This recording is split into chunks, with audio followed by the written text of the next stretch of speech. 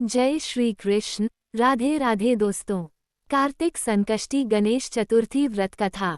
पार्वती जी ने पूछा, हे लंबोदर, जो सबसे भाग्यशाली हैं और भाषण करने में श्रेष्ठ हैं, मुझे बताओ कि कार्तिक कृष्ण चतुर्थी के दिन किस नाम वाले गणेश जी की पूजा करनी चाहिए और किस विधि से। श्री कृष्ण जी ने कहा, गणेश जी ने अपनी माता के प्रश्न का जवाब दिया कि कार्तिक कृष्ण चतुर्थी को संकटा कहा जाता है। उस दिन पिंग नाम के गणेश जी की पूजा करनी चाहिए। पूजा सही विधि से होनी चाहिए और उस दिन केवल एक बार भोजन करना चाहिए। व्रत और पूजा के बाद ब्राह्मण को भोजन कराकर फिर खुद मौन रहकर भोजन करना चाहिए। अब मैं इस व्रत का महत्व बता रहा हूँ, इसे ध्यान से सुनिए। कार्तिक कृष्ण संकटा चतुर्थी के दिन घी और उड़द से हवन करना चाहिए। इससे मनुष्य को सारी सिद्धियां प्राप्त होती हैं।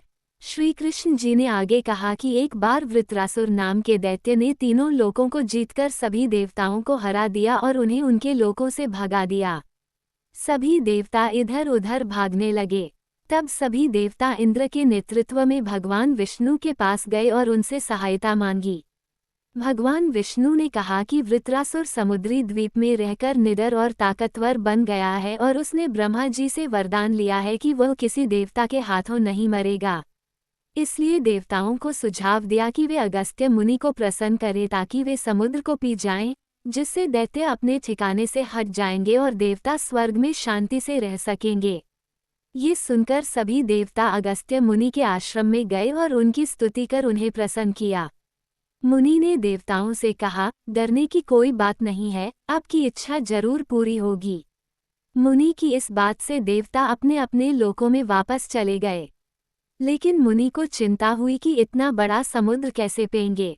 तब मुनि ने गणेश जी का स्मरण कर संकटा चतुर्थी का व्रत विधिपूर्वक किया।